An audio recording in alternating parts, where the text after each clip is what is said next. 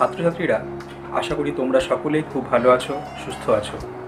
Corona মহামারী থেকে বাঁচতে আমরা আজকে সকলে বাড়িতে, তাই বাড়িতে বসেই যাতে আমরা পড়াশোনা চালিয়ে যেতে পারি তার জন্য পশ্চিমবঙ্গ শিক্ষা দপ্তর থেকে বিভিন্ন ক্লাসের জন্য কিছু মডেল অ্যাক্টিভিটি টাস্ক তোমাদের দেওয়া হয়েছে। আজকে আমরা আলোচনা করব ক্লাস 9-এর ইতিহাস বিষয়ের দ্বিতীয় পর্যায়ের যে মডেল অ্যাক্টিভিটি টাস্ক তার কিছু নমুনা উত্তরের কৌশল কী রকম হবে। এর সাথে আমরা বাড়তি আলোচনা করে নেব ইতিহাসের প্রথম অধ্যায়ের ফরাসি বিপ্লব সম্পর্কিত কিছু গুরুত্বপূর্ণ শব্দ, সেগুলির সম্পর্কে আমরা সংক্ষেপে জেনে নেব, এবং দ্বিতীয় অধ্যায়ের নেপোলিয়নের যে বিভিন্ন গুরুত্বপূর্ণ যুদ্ধসমূহ, সেই যুদ্ধগুলির সময়কাল, তাদের প্রতিপক্ষ এবং ফলাফল সম্পর্কে একটি সংক্ষিপ্ত ধারণা আমরা তৈরি করে নেব।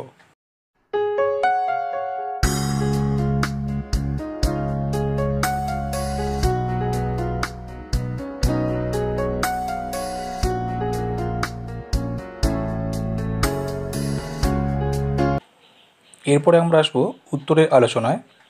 প্রথমেই 2 নম্বরে যে দুটি প্রশ্ন রয়েছে তার প্রথম প্রশ্নটি হলো, ফরাসি বিপ্লব কিভাবে সামন্ততন্ত্রের পতন ঘটিয়েছিল। আমরা প্রথম অধ্যায় পড়তে গিয়ে দেখেছি যে প্রাক বিপ্লব ফ্রান্সের সমাজ ব্যবস্থার অন্যতম অঙ্গ ছিল সামন্ততন্ত্র বা সামন্ত ব্যবস্থা। আর এই সামন্ততান্ত্রিক ব্যবস্থাতেই সাধারণ মানুষ অর্থাৎ তৃতীয় সম্প্রদায়ের মানুষ বিশেষত শোষিত এবং নিপীড়িত হয়ে আসছিল। তাই ফরাসি বিপ্লবের বিভিন্ন পর্যায়ের মধ্য দিয়ে, বিশেষ করে ফরাসি সংবিধান সভার কার্যাবলী দ্বারা এই সামন্ত ব্যবস্থার বৈশিষ্ট্যগুলি ধীরে ধীরে পতনের দিকে এগিয়ে গিয়েছিল বা সামন্ত ব্যবস্থার পতন ক্রমশ ত্বরান্বিত হয়েছিল। তাই সংক্ষেপে আমরা এটাকে উত্তর আকারে দেখাতে পারি যে ফরাসি বিপ্লবের সূত্র ধরে গড়ে ওঠা সংবিধান সভা 1789 খ্রিস্টাব্দে 4 আগস্ট এক ঘোষণায় ফ্রান্সে সামন্ত প্রথার অবসান ঘোষণা করে, এবং এর দ্বারা প্রাক বিপ্লব ফ্রান্সে প্রচলিত বিভিন্ন প্রকার সামন্ত কর, যেমন কর ভিটাইত এবং সামন্ত শ্রেণীর সমস্ত বিশেষ অধিকার এবং মর্যাদা লোপ করার কথা ঘোষণা করে। তাই বলা যায় যে এর দ্বারা ফ্রান্সের সামন্ত প্রথা সম্পূর্ণভাবে না হলেও অনেকাংশেই বিলুপ্ত হয়েছিল। অর্থাৎ সংবিধান সভা প্রকারান্তরে ফরাসি বিপ্লব ধীরে ধীরে এইভাবে ফ্রান্সে সামন্ততন্ত্রের পতন ঘটাতে সাহায্য করেছিল। দ্বিতীয় প্রশ্নে আমরা দেখছি যে সন্ত্রাসী রাজত্ব নামকরণ কতটা যুক্তিসঙ্গত। আমরা প্রথম অধ্যায়ে দেখেছি যে জ্যাকোবিন নেতা রোবেসপিয়ারের নেতৃত্বে ফ্রান্সে প্রবর্তিত হয়েছিল সন্ত্রাসী রাজত্ব, যার প্রেক্ষাপট ছিল মূলত ফ্রান্সে বহিরাক্রমণ দমন করা, ফ্রান্সের অভ্যন্তরীণ বিদ্রোহ, অভিজাতদের ষড়যন্ত্র, সেগুলোকে বিনাশ করে নতুন প্রজাতন্ত্রকে রক্ষা করা। তাই এই কাজটি করতে গিয়ে রোবেসপিয়ারের নেতৃত্বে জ্যাকোবিন দল যে শাসনটাকে পরিচালনা করেছিল সেটা ক্রমশ হত্যাকাণ্ডের আধিক্যে অভিযুক্ত হয়েছিল, এবং যেটা ফ্রান্সের এই নতুন প্রজাতন্ত্রকে অনেকাংশেই কলুষিত করেছিল। তবুও এর অনেকগুলি ভালো দিক বা সুফলের দিকও ছিল, সেগুলোই আমাদের এই সন্ত্রাস রাজত্বের নামকরণের বিপক্ষে দেখানোর পক্ষে যুক্তি হিসেবে আমরা তুলে ধরতে পারি।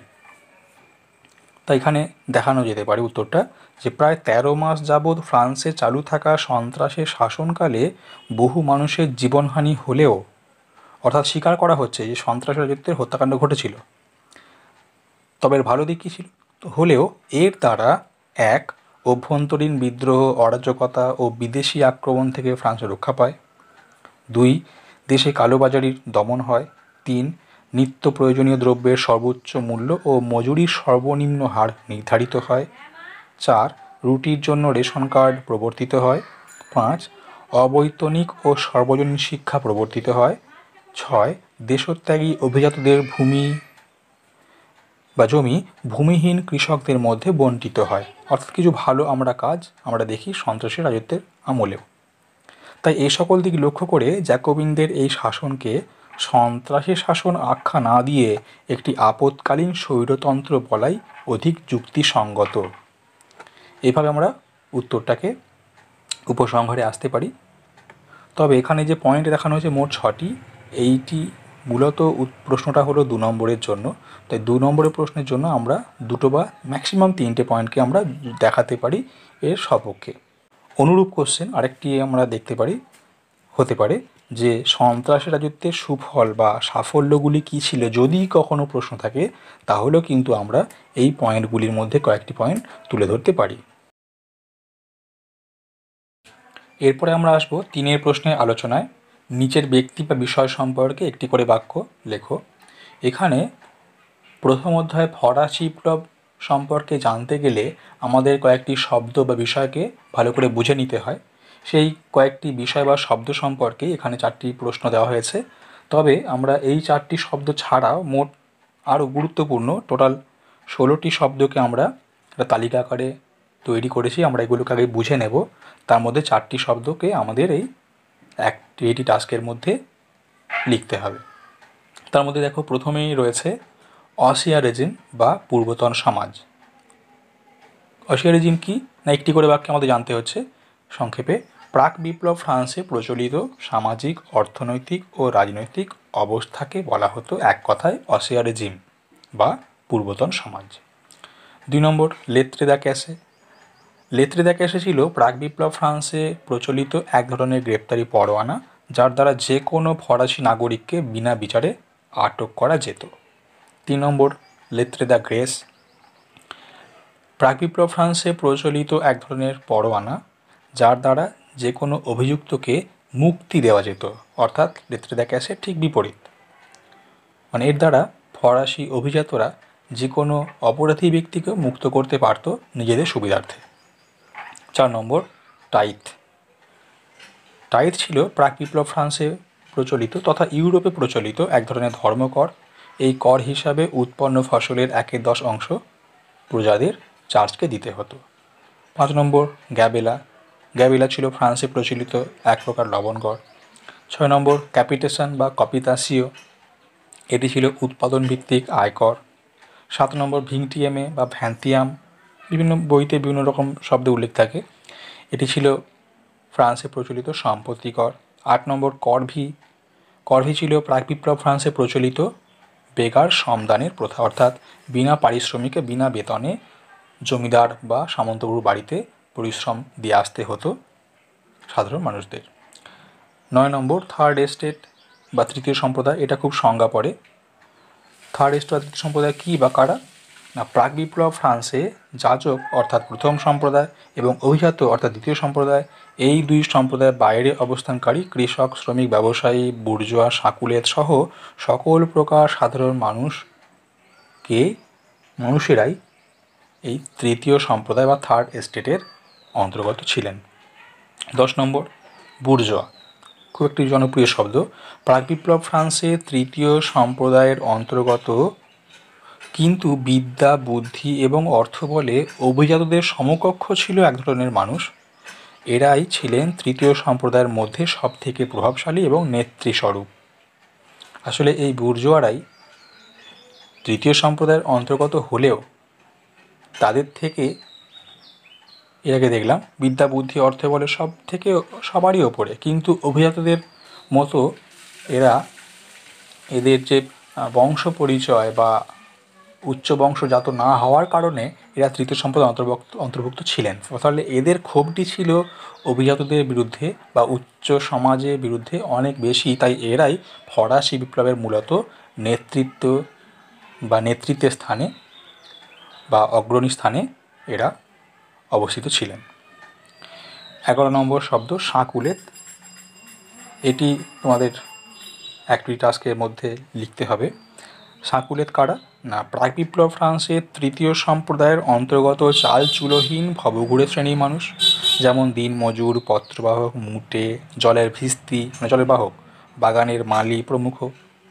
সাকুলত নামটা কেন এদের হয়েছিল না, কুলত অর্থাৎ ব্রিচেস ফ্রান্সের এক প্রকার লম্বা মোজা। এটি কেনার বা পরার সামর্থ্য এদের ছিল না বলে এদের ব্যঙ্গাত্মক ভঙ্গিতে এদের বলা হতো বা এদের নামকরণ করা হয়েছিল সাকুলত। 12 নম্বর শব্দ রয়েছে ইন্টেন্ডেন্ট। ইন্টেন্ডেন্ট কারা না, প্রাক বিপ্লব ফ্রান্সের এক শ্রেণীর দুর্নীতিগ্রস্ত অর্থলোভী অত্যাচারী কর্মচারী, আসলে প্রাদেশিক শাসনকর্তা।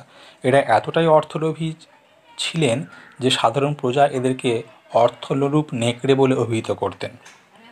13 নম্বর মিরাবো তালেরা, যাকে ট্যালিয়ান্ট নামে অনেক বইতে আমরা দেখেছি। এই ব্যক্তিগণ কারা? না ফরাসি সংবিধান সভার গুরুত্বপূর্ণ সদস্য। 14 নম্বর রোবেসপিয়ার, এটি আমরা মডেল অ্যাক্টিভিটিতে পেয়েছি। রোবেসপিয়ার কে ছিলেন? না ফরাসি জ্যাকোবিন দলের নেতা এবং সন্ত্রাসের রাজত্ব বা সন্ত্রাসী শাসনের প্রধান সংগঠক। 15 নম্বর শব্দ সন্ত্রাসী শাসন কি? না 1793 খ্রিস্টাব্দে 2রা জুন থেকে 1794 সালের 27শে জুলাই পর্যন্ত প্রায় 13 মাস যাবৎ ফ্রান্সে ভীতি প্রদর্শনপূর্বক যে শাসন ব্যবস্থা প্রচলিত ছিল তাকে বলা হয় সন্ত্রাসী শাসন। এটা আমরা এর আগেই 2 নম্বরের প্রশ্নের মধ্যে আমরা এই সম্পর্কে জেনেছি। আর 16 নম্বর শব্দ অ্যাসাইনেট। অ্যাসাইনেট ছিল কি? না ফ্রান্সে ডাইরেক্টরি শাসনকালে প্রবর্তিত এক প্রকার। প্রথম অধ্যায়ের এই গুরুত্বপূর্ণ শব্দগুলি সম্পর্কে আমরা যদি সহজে বা সংক্ষেপে জেনে রাখতে পারি, তাহলে প্রথম অধ্যায় সম্পর্কে বা ফরাসি বিপ্লব সম্পর্কে আমাদের একটা খুব সহজ ধারণা আমরা তৈরি করতে পারবো।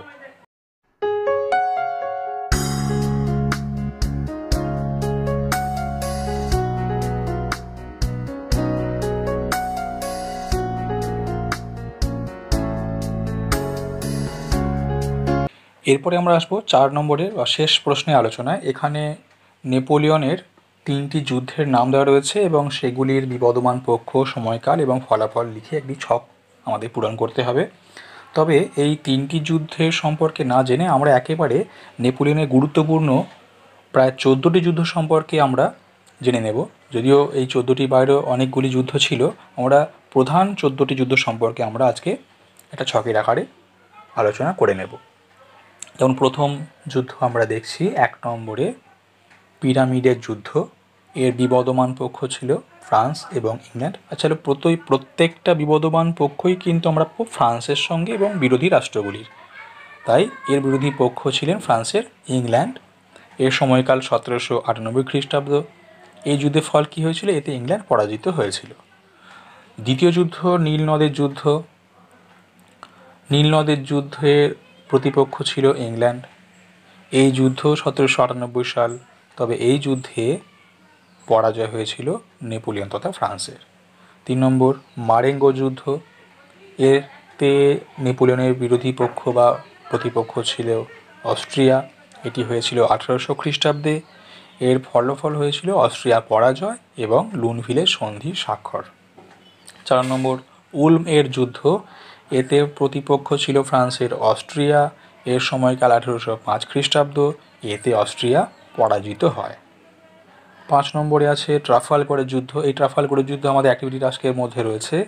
এর প্রতিপক্ষ ছিল ফ্রান্স এবং ইংল্যান্ড। এটি হয়েছিল 1805 খ্রিস্টাব্দে এবং এই যুদ্ধের ফলস্বরূপ ব্রিটিশ সেনাপতি নেলসনের কাছে ফ্রান্সের পরাজয় হয়েছিল এবং যার দ্বারা নেপোলিয়ন উপলব্ধি করেছিলেন যে ইংল্যান্ডের নৌশক্তির কাছে তার পেরে ওঠা প্রায় অসম্ভব।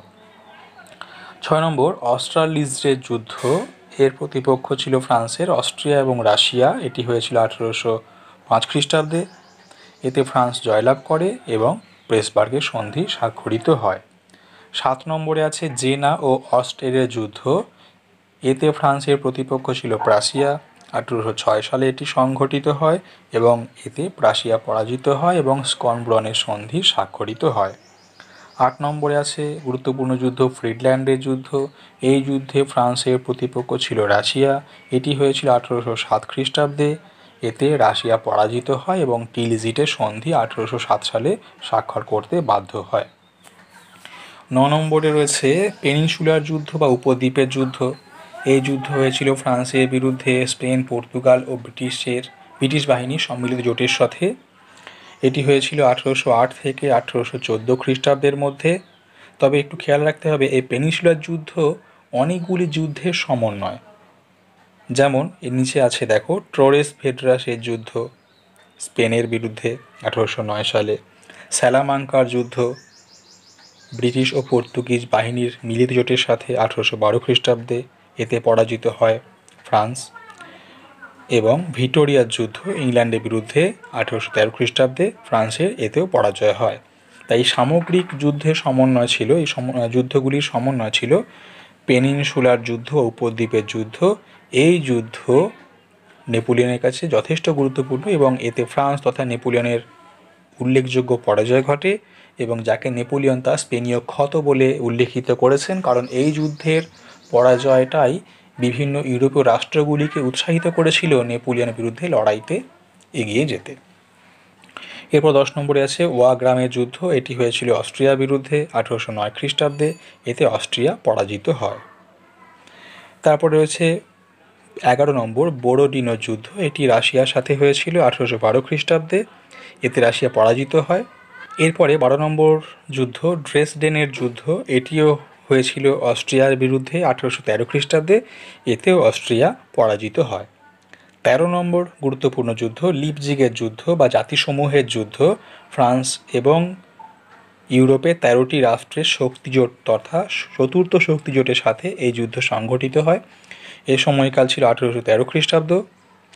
এই যুদ্ধে নেপোলিয়ন পরাজিত হন এবং ফন্টেনব্লু চুক্তি স্বাক্ষরের দ্বারা নেপোলিয়নকে ভূমধ্যসাগরের এলবা দ্বীপে নির্বাসিত হতে হয়, অর্থাৎ প্রথমবারের জন্য তিনি নির্বাসিত হয়েছিলেন এলবা দ্বীপে এই লিপজিগের যুদ্ধ বা জাতিসমূহের যুদ্ধে পরাজয়ের পরেই। যদি তিনি আবার ফিরে এসেছিলেন প্রায় 100 দিবসের রাজত্ব তার হয়েছিল ফ্রান্সে। এরপরে নেপোলিয়নের শেষ এবং গুরুত্বপূর্ণ যুদ্ধ ওয়াটারলু যুদ্ধ। এটি হয়েছিল ফ্রান্স ও ইংল্যান্ডের মধ্যে 1815 খ্রিস্টাব্দে 18 জুন। এটার তারিখটা একটু আমরা খেয়াল রাখার চেষ্টা করব। এর ফল কী হয়েছিল? এতে পুনরায় নেপোলিয়ন ব্রিটিশ সেনাপতি ওয়েলিংটনের হাতে নেপোলিয়ন চূড়ান্তভাবে পরাজিত হয়েছিলেন এবং আটলান্টিক মহাসাগরের সেন্ট হেলেনা দ্বীপে তাকে নির্বাসিত করা হয়েছিল, যেখানেই 1821 সালে তার মৃত্যু হয়। এইভাবে আমরা নেপোলিয়নের বিভিন্ন যুদ্ধগুলি, বিশেষ করে 14টি যুদ্ধের কথা আমরা এখানে জানলাম। তবে এই যুদ্ধগুলির মধ্যে সর্বাধিক গুরুত্বপূর্ণ ছিল 1 নম্বর পিরামিডের যুদ্ধ, 2 নম্বর নীলনদের যুদ্ধ, 5 নম্বরে ট্রাফালগরের নৌযুদ্ধ, 8 নম্বর ফ্রিডল্যান্ডের যুদ্ধ, 9 নম্বর পেনিনসুলার বা উপদ্বীপের যুদ্ধ, 13 নম্বর লিপজিগের যুদ্ধ বা জাতিসমূহের যুদ্ধ এবং 14 নম্বর ওয়াটারলু যুদ্ধ। তবে এই মোট গুরুত্বপূর্ণ 7টি যুদ্ধের মধ্যে তোমাদের অ্যাক্টিভিটি টাস্কের মধ্যে দেওয়া হয়েছে ট্রাফালগরের যুদ্ধ, লিপজিগের যুদ্ধ এবং ওয়াটারলু যুদ্ধ। আশা করি আজকের এই আলোচনা কেবল মডেল অ্যাক্টিভিটি টাস্কের উত্তরের সমাধান সূত্রই নয়, তোমাদের ইতিহাসের দ্বিতীয় অধ্যায় সম্পর্কে একটি সহজ এবং সুন্দর ধারণা তৈরি করতে সাহায্য করবে। আশা করি সকলেই বাড়িতে থাকবে, সুস্থ থাকবে এবং পড়াশোনা আরও বেশি চালিয়ে যাবে।